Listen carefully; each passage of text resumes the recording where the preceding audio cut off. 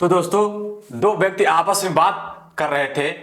एक व्यक्ति ने दूसरे व्यक्ति से कहा, मेरे पास एक ऐसा चमत्कारिक सिक्का है, उस सिक्के से मैं मौसम बदल सकता हूं, जब चाहूं तब बारिश करा सकता हूं और जब चाहूं तो तूफान ला सकता हूं। तभी दूसरे व्यक्ति ने कहा, तेरे पास ही नहीं बल्कि पूरी दुनिया के अंदर ऐसे 28 सिक्के हैं और उन सिक्कों से पूरी दुनिया बदल सकती है। हम दोनों मिलकर चाहें तो पूरे भारत को रातों रात चमका सकते हैं, पूरे भारत को रातों रात तरक्की पर ला सकते हैं, यानी कि हम कुछ भी कर सकते हैं। जब वो दोनों व्यक्ति आपस में बातचीत कर रहे थे तो उन दोनों की बातें कोई तीसरा व्यक्ति बड़े आराम से, बड़े इत्मीनान से सुन रहा था। लेकिन वो नहीं जानते थे कि उनकी जो गोपनीय बातें हैं वह तीसरा व्यक्ति सुन रहा है। अब तीसरे व्यक्ति लग जाता है उस सिक्के की तलाश में, काश वो सिक्का मुझे मिल जाए, क्योंकि बातचीत यह सिलसिला चल रहा था। तब पता चलता है कि उस सिक्के की जो कीमत है वो लगभग 1000 करोड़ रुपए है।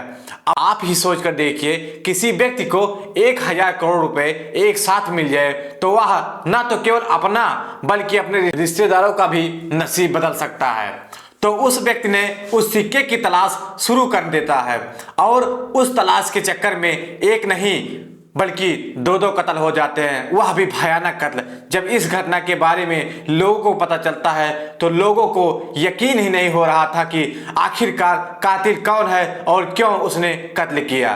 तो दोस्तों, कहानी बहुत इंटरेस्टिंग होने वाली है। इससे पहले आप लोगों से गुजारिश है कि अगर आप लोग चैनल पर नए हैं तो चैनल को सब्सक्राइब करें, शेयर करें और ज़्यादा से ज़्यादा लाइक करें, ताकि हमें भी मोटिवेशन मिलता रहे। आज की जो सच्ची घटना है आपको सुनाने जा रहा हूं। यह सच्ची घटना उत्तर प्रदेश का एक जिला है बुलंदशहर, और बुलंदशहर का ही एक देहात कोतवाली क्षेत्र है जो औड़ौली और बालीपुर के बीच में एक जगह पड़ता है। बलीपुर में एक नहर गुजरती है, उसकी पटरी के किनारे एक लाश पड़ी हुई थी और 1 अप्रैल 2024 की शाम लगभग 7 बजे के आसपास राहगीरों की नजर जब उस लाश पर पड़ती है, लोगों को देखकर हालात खराब हो जाती है, चीख पुकार मच जाती है और देखते देखते यह सूचना पुलिस को दी जाती है और पुलिस मौके पर पहुंचती है। जैसे पुलिस मौके पर पहुंचती है तो उस व्यक्ति की पहचान करने की कोशिश कर रहे थे तो पता चलता है कि यह व्यक्ति, जिसका नाम राजीव कुमार गर्ग है, उसके बाप का नाम बाल किशन गर्ग है, जिसकी उम्र लगभग 50 साल के आसपास है, जो कि बुलंदशहर सदर कोतवाली क्षेत्र के मोहल्ला ब्रह्मपुरी का निवासी है। अब यह व्यक्ति तो गायब था और यह नहीं बल्कि इसके साथ एक और व्यक्ति था, वो भी गायब था। अब पुलिस की भी समस्या बढ़ जाती है। पुलिस सोचने पर मजबूर हो जाती है, कहीं ऐसा ना हो परिवार के लोगों को यह बात पता चलेगी तो लोगों में हड़कंप मच सकता है और मामला कहीं बिगड़ ना जाए। तो पुलिस ने अब उस दूसरे व्यक्ति की तलाश शुरू कर दी जो इसका साथी है, यानी कि यह भतीजा था जो मरा हुआ व्यक्ति पुलिस को मिला, और इसके फूफा जी, जिसका नाम सुधीर चंद, जिनकी उम्र लगभग 70 साल के आसपास होती है। अब पुलिस ने बस आनन फानन ही उस दूसरे व्यक्ति को भी आसपास तलाश करना शुरू कर दिया ताकि वह व्यक्ति भी मिल जाए। पुलिस को हालांकि कड़ी मशक्कत करनी पड़ी।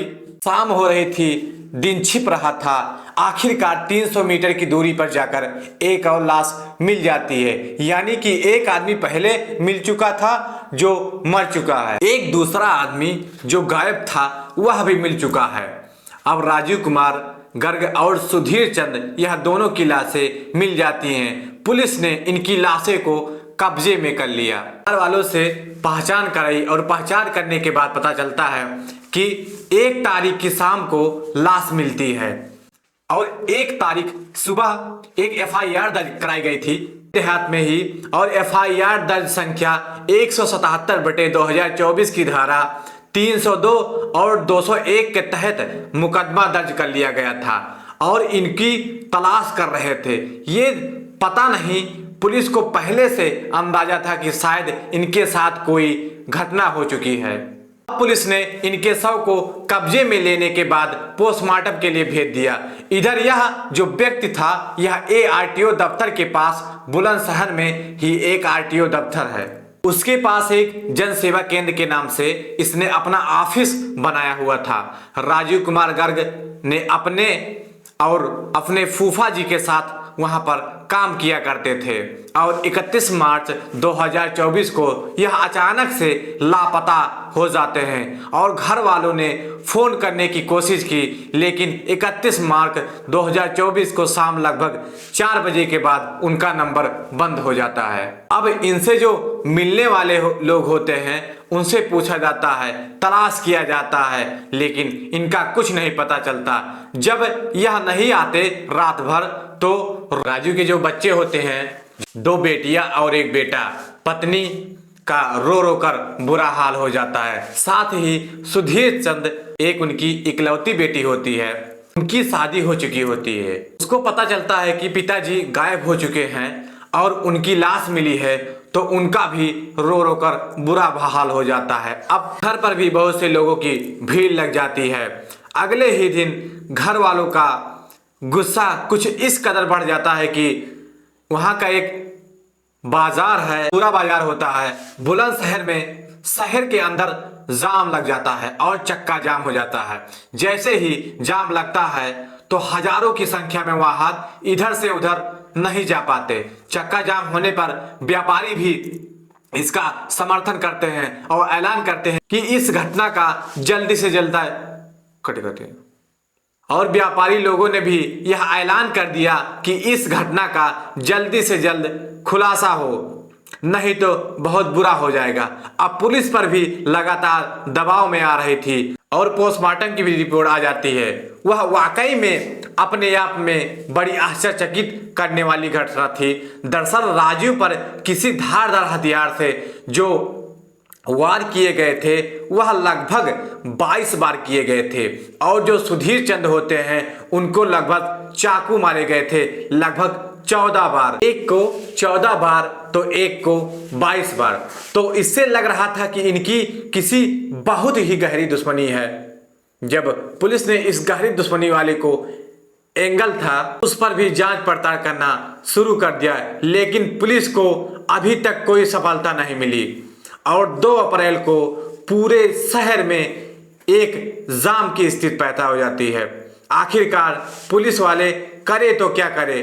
पुलिस ने जब मोबाइल की एक सीडीआर निकाला तो मोबाइल की सीडीआर से पता चलता है कि एक चाय वाला है जो गंगा नगर ट्रांसपोर्ट एक कॉलोनी है, वहां पर ही एक हाईवे के किनारे रहने वाला एक आदमी जो चाय की टपरी लगाता था उसके नंबर से फोन किया गया था। अब पुलिस को एक बढ़िया सुराग मिल जाती है। पुलिस एकदम से वहां पहुंचती है। वहां जाने के बाद अब पुलिस ने जो उस इलाके के सीसीटीवी कैमरे थे लगभग 200 सीसीटीवी कैमरे खंगाले गए। तो एक तो चाय वाला पुलिस की हिरासत में लिया गया था।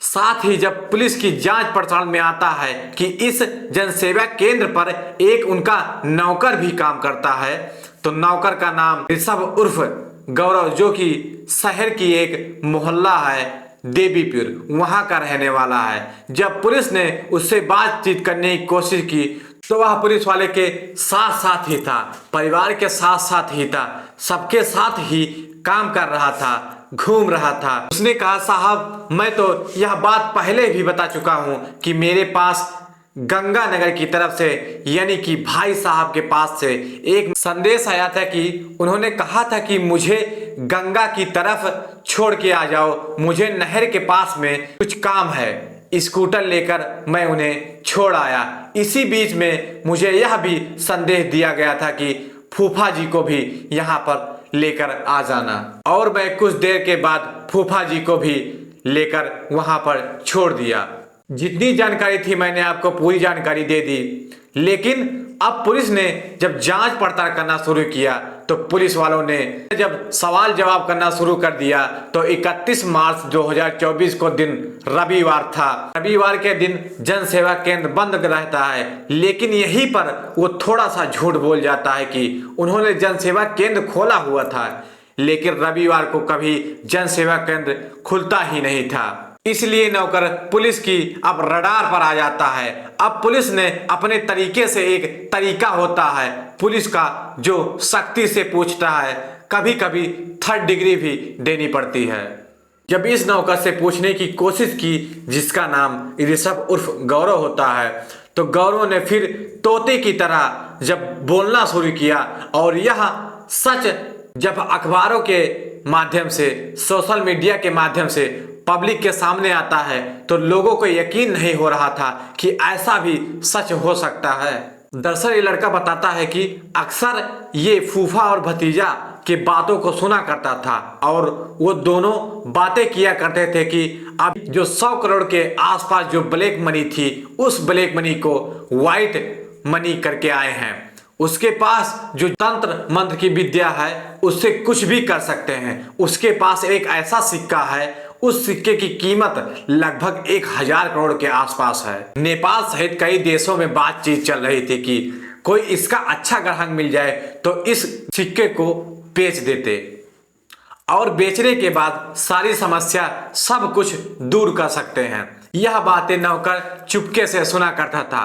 उसे नहीं पता था कि यह तो जो चल रहा है, साथ ही राजू को आदत थी कि सोशल मीडिया पर एक्टिव रहता था। उनकी खुद की कई वीडियो थी। उन्होंने अपने वीडियो में उस सिक्का के माध्यम से ऐसा चमत्कार किया जो लोग देख रहे थे, ताजुब कर रहे थे, आवाज लगा रही थी। और तेज बारिश करो, यानी कि सिक्का है घुमाया जा रहा है और बारिश तेज होने लगती है, तूफान आने लगता है। वो कहता है कि मैं बारिश भी ला सकता हूँ, तूफान भी ला सकता हूँ, मेरे पास कुछ ऐसा सिक्का है।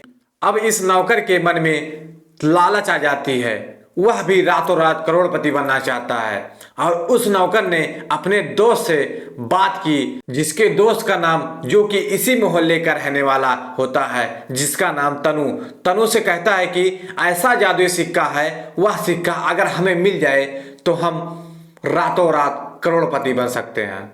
अगर हम उसे बेचे तो 1000 करोड़ रुपए का है और उस सिक्के से हम कई सारे काम कर सकते हैं। जैसे कि किसी भी व्यक्ति को कोई भी समस्या हो, पूरी दुनिया में उसी सिक्के को दिखाया जा सकता है, उससे उस समस्या का समाधान हो सकता है। साथ ही किसी भी धातु को किसी भी रूप में बदला जा सकता है, यानी कि कोई भी चांदी हो, सोना हो, तो इसे हीरे में भी बदला जा सकता है।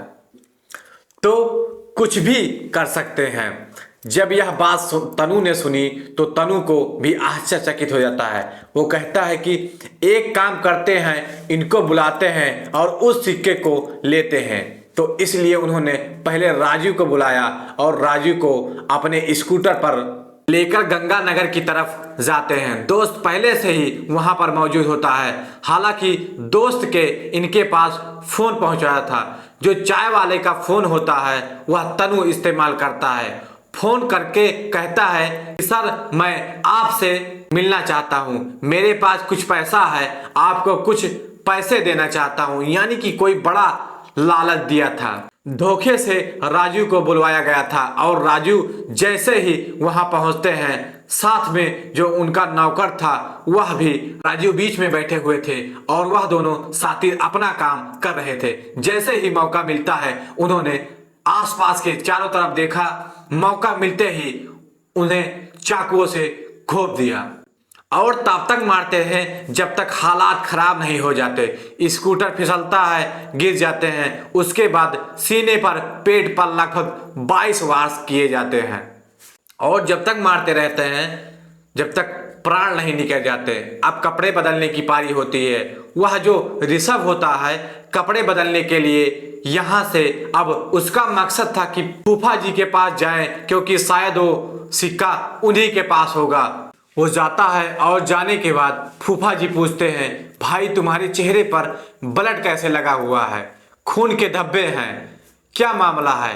तो वह लड़का रोते हुए कहता है कि फूफा जी चलो, क्योंकि जो भैया जी हैं उनका एक्सीडेंट हो गया है और आपको जरूर चलना चाहिए। वो धोखे से भी फूफा जी को भी लेकर चला जाता है। मौके पर ले जाने के बाद जब वहां के दृश्य देखते हैं तो फूफा जी भागने की कोशिश कर रहे थे, अपनी जान बचाने की कोशिश कर रहे थे, लेकिन तनु और ऋषभ ने मिलकर उनको भी मार डाला। उनको लगभग 14 बार उन पर चाकुओं से वार किया गया था। उनकी भी मौत हो जाती है और मौत होने के बाद वहां से तनु को अपने घर भेज दिया जाता है।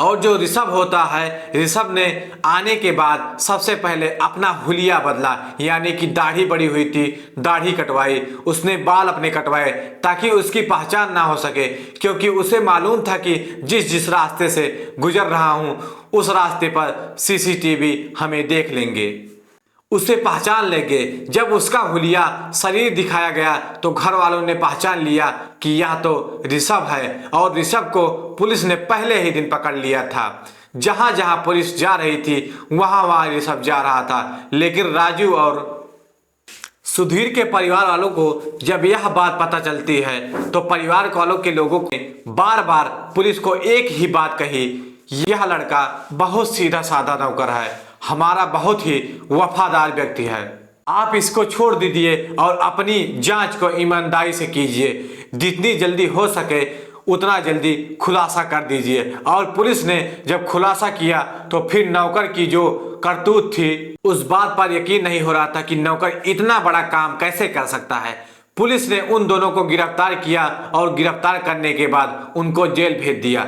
और पुलिस की कोशिश है कि कम से कम समय में इनको चार्जशीट लगाई जाएगी और दोनों ही कातिलों को बड़ी से बड़ी सजा दिलाने की बात की जाएगी, ताकि समाज में एक ऐसा मैसेज जा सके। साथ ही बुरे काम का बुरा नतीजा भी होता है। उन्होंने लालच के बल पर एक करोड़पति बनने का जो ख्वाब देखा था वो शायद ख्वाब ही रहेगा, तो कभी पूरा नहीं होगा। वो तो पूरी जिंदगी शायद सलाखों के पीछे ही गुजारेंगे, क्योंकि दोनों कातिलों की उम्र लगभग 20 से 22 साल के आसपास होगी।